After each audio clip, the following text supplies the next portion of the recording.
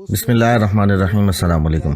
जमजम talks में खुशामदीद। उसमें अगर सुप्रीम कोर्ट कह देती कि इसके ऊपर कंटेम्प्ट लगाओ तो कंटेम्प्ट लग जाता। सही बात वो है। सुप्रीम कोर्ट ने अपने आप को एग्जर्ट नहीं किया। हाँ। अगर 14 मई के डिसीजन पे सुप्रीम कोर्ट एग्जर्ट करती तो ये हुकूमत, इलेक्शन कमीशन, ये सारे कॉन्टेम्प्ट के ज़िम्मे में आते थे। खाली कॉन्टेम्प्ट के ज़िम्मे में नहीं, ये तो बल्कि कॉन्स्टिट्यूशन की वायलेशन के लिहाज से आते थे। वो उससे भी ज़्यादा बड़ी चीज़ हो जाती है। तो वो चीज़ है। देखिए, इन्होंने जो बात की है मैं एक सिंपल सी बात करता हूँ। मेरे ऊपर एक केस चल रहा है कि मैं कत्ल के केस में इन्वॉल्व हूँ और उसके सामने मुझे सज़ा सुना दी गई है 302 की मुझे सज़ा सुना दी गई फांसी की। अब मैं अपील पे जाता हूँ। पता चलता है कि मैं बाइज्जत बरी हो जाता हूँ। ठीक है। तो मेरे ऊपर से वो सारे चार्जेस हट जाएंगे। मेरे ऊपर से फिर किसी किस्म का मेरे ऊपर कोई चार्ज नहीं होगा। फिर मैं चला जाऊंगा उस डिसीजन से पहले वाले हुमायूं में जिसके ऊपर कोई चार्जेस नहीं है। फिर आप मुझे कोई ये नहीं कहेंगे कि ये सजा याफ्ता डॉक्टर हुमायूं है। फिर वो कहेंगे कि इसके ऊपर कोई केस ही नहीं था। सिमिलरली एक चीज प्रूव हो गई कि पाकिस्तान तहरीक इंसाफ एक इलेक्टोरल पॉलिटिकल पार्टी थी, मतलब एक पॉलिटिकल पार्टी एग्जिस्ट करती थी। दूसरी चीज क्लियर हो गई थी कि सिंबल के हटने से पीटीआई का स्टेटस नहीं चेंज होता। तीसरी चीज ये आ गई थी कि जब वो जो डिसीजन इलेक्शन कमीशन का था, जब वो सेट असाइड हो गया, अब हम चले जाएंगे इलेक्शन से पहले के प्रोसेस में। इलेक्शन तो अभी हुआ ही नहीं, आप समझे। इलेक्शन से पहले के प्रोसेस में जिसमें जो बैरिस्टर गोहर साहब हैं, he has been so far on that day, अभी तक उसको डिस्क्वालीफाई नहीं किया गया as a chairman Pakistan Tehreek Insaf. तो उनके हाथ के सिग्नेचर्स के सारी चीजें एक्सेप्ट होंगी for all the members under article 66 of the election act. अब उस लिहाज से वो जो 15 दिन है वो आर्टिकल 57 ऑफ इलेक्शन एक्ट के लिहाज से आप किस्म के देखें कि नॉमिनेशन और वो जो सर्टिफिकेट और वो सारी चीज़ें होती है वो 15 दिन का प्रोसेस होता है। ये वो 15 दिन है कि आप हर एक को दोबारा कहें। हुआ ये था कि हमारे आधे लोगों के आरओज ने मुख्तलिफ पेपर एक्सेप्ट कर लिए कि चलो ये सर्टिफिकेट भी लगा दिया, ये भी लगा दिया, ये लगा दिया। 41 आरओज ऐसे थे जिन्होंने उन पेपर्स को एक्सेप्ट ही नहीं किया। सही हो गया, ये तो है, ये सारे मामला। तो जब वो आरओज थे ना, तो हाँ। इसमें उन्होंने साफ कहा है उन आरओज को, उन इलेक्शन कमीशन के मेंबर को, including the chief election commissioner, they have miserably failed in order कि वो इलेक्शन प्रोसेस ऑफ 2024 को कंडक्ट कर सके। करेक्ट, ठीक है। तो इसका मतलब ये होता है कि यही बात लिखी है, आप सही कह रहे हैं, तफसीली फैसले में ये बेसिकली ये बात है जिसको मैं आसान लफ्जों में आपके वो लोग जो टेक्निकल चीजें नहीं समझते कि मैं उनको उस आसान अल्फाज में मैंने बयान कर दिया कि वो समझ सके कि असल में फैसला क्या है, हुकूमत क्या चाहती है। देखिए, हुकूमत ये चाहती है, बल्कि मजीद कह दिया है ना, हमने वो कवर किया है, स्पीकर ने खत लिखा है, हुकूमत ये कि हमारी जो कानून साजी है उसके मुताबिक रिजर्व सीट जो है उन्हीं के पास रहनी चाहिए जिनके पास है। हुकूमत क्या चाहती है? एक, अब ये फॉर एग्जांपल एक और ये चीज अभी आ रही है, मैं उस पर भी थोड़ा सा कर लूंगा। ये जो 63A है, देखिए 63A किस लिए है? ये प्रिवेंटिव मेजर है कि फ्लोर क्रॉसिंग ना हो। करेक्ट, हाँ। मतलब ये है कि मैं आपसे पैसे लेके आपके हक में वोट ना डालूं। अब वो चोर क्या चाहता है? चोर ये चाहता है कि अगर मेरी चोरी पकड़ी जाए तो या मुझे सजा दो या जो चोरी मैंने कर ली है वो मेरी चीज हो जाए। उन्होंने वोट दिए नहीं थे। अच्छा, हाँ। वोट जाया ज्यादा हुए थे। तो पार्टी पॉलिसी की तो मुखालफत हुई ना, पार्टी पॉलिसी ने ये थोड़ी कहा था वोट जाया हो गए ना, उन्होंने तो अपनी तरफ से वोट दिए लेकिन जानबूझ के आप तो कहते थे ज़मीर की आवाज नहीं थी। उनका मेन ऑपोजिशन है, वो उसको देना नहीं चाहते थे। ये वो लोग जाने और उनका वो कहते थे उस वक्त उनको एक बहुत सख्त हमारा उनसे कोई लेना बज़ोरे डंडा उनको कहा जाता था आप यहाँ जाएं। डंडा जिनका था वो उन्हीं को उन्होंने वो चीफ ऑफ आर्मी साहब बनाया था, उनके सुसर के वो उस पे सिफारिश पे।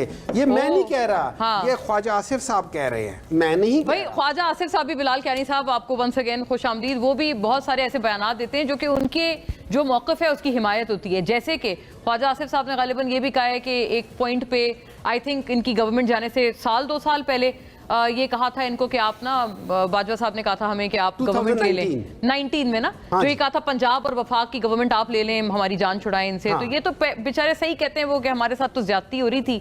और अभी रियासत अली आजाद साहब ने यही कहते हैं, मौलाना साहब भी यही कहते हैं, खतरनाक जो है वो सिनेरियो पेंट किया है। उन्होंने ये कहा है इसमें कंटेम्प्ट हो सकती है अगर आपने ये तफसीली फैसला इंप्लीमेंट नहीं किया मखसूस नशिस्तों वाला जो आज आया है। जी बिस्मिल्लाहिर्रहमानिर्रहीम। मोना साहबा, thank you for having me on the show and माजरत कि आपके शो में आने में आज ताख़ीर हुई जी। देखिए पहले 63A की बात कर लें तो देखिए ये एग्जैक्टली वो केसेस हैं जहाँ पे हम समझते हैं कि इंटरप्रेटिंग द लॉ या interpreting the constitution and re writing the constitution में एक तफरीक है। और ये एक स्पेसिफिक केस है जहाँ पे 63A ये तो ज़रूर कहता है कि अगर कोई शख्स पार्टी लाइंस के खिलाफ इन चीज़ों पे वोट डालेगा तो वो डिफेक्शन कंसिडर की जाएगी और उसके कॉन्सिक्वेंसेज हैं, मगर वो कहीं पे ये नहीं कहता कि उसका वोट नहीं गिना जाएगा। This was one step that was taken too far.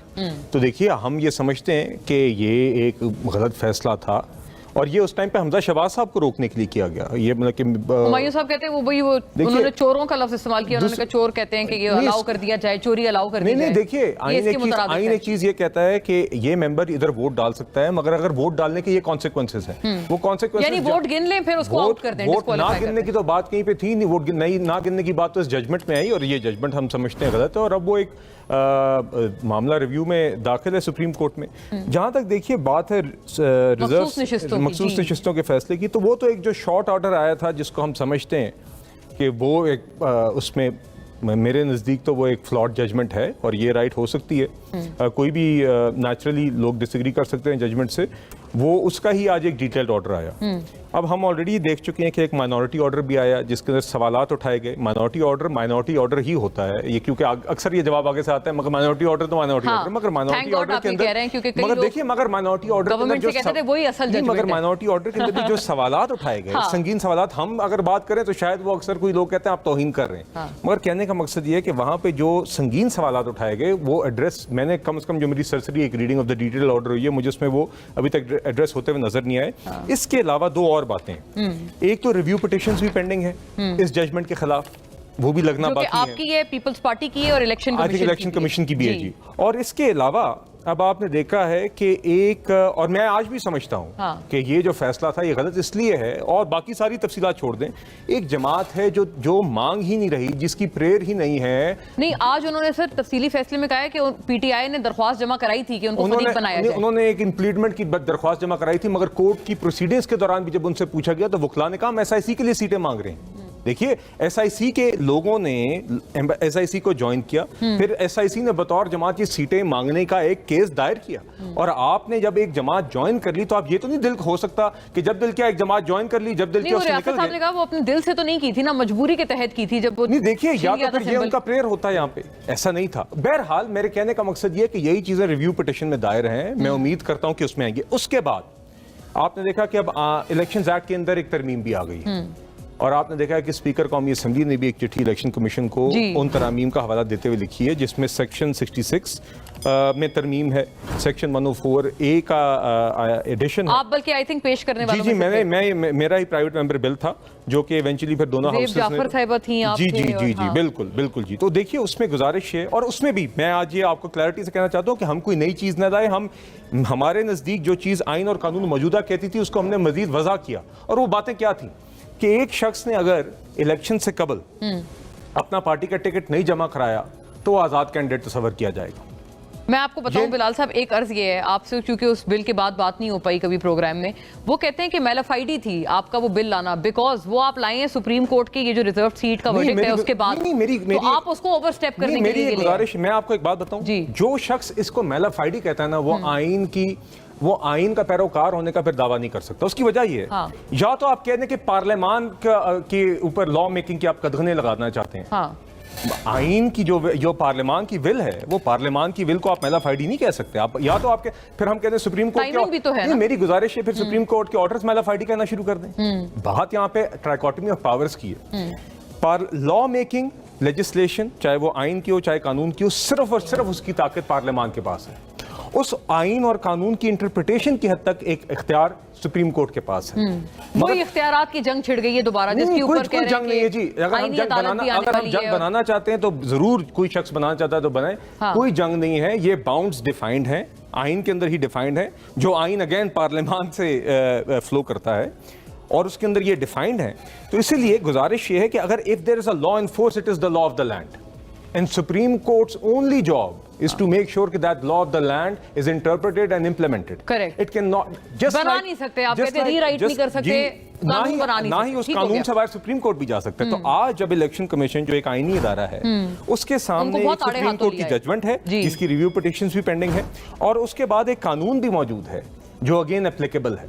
तो उसने इन सब चीजों का जायजा लेके इलेक्शन कमीशन नहीं एज अ कॉन्स्टिट्यूशनल बॉडी अपनी ड्यूटीज भी डिस्चार्ज करनी है और उसने फैसला करना है। रियासत साहब, मैं इस पे अर्ज करता हूँ कि जो मेरे भाई ने कियानी साहब ने फरमाया है ना, मैं उसमें डिसएग्री करते हुए ये कहूँगा कि जो आर्टिकल 66 की तरमीम की बात कर रहे हैं ना, उसमें यह है कि कानून दो तरह का होता है। एक होता है प्रोस्पेक्टिव इफेक्ट होता है और एक लॉ ऐसा होता है जिसका रिट्रोस्पेक्टिव इफेक्ट होता है। हाँ। बात यह है कि जो प्रोसीजरल लॉ होता है उसका तो हो सकता है रिट्रोस्पेक्टिव इफेक्ट हो सकता है, जो सब्सटेंटिव लॉ होता है उसका रिट्रोस्पेक्टिव इफेक्ट नहीं होता। अब ये जजमेंट आने के बाद इन्होंने चूंकि इसको अमेंड किया है तो इसका रिट्रोस्पेक्टिव इफेक्ट नहीं हो सकता। आज से आगे तो अमल दरामद आम फेम ज़बान में आप इसको मैलाफाइड कह रहे हैं। यही चीज है कि just to frustrate the fruits and mandate of the judgement of the Supreme Court ये बनाया गया है, तो ये सस्टेनेबल नहीं है। दूसरी बात ये है कि जो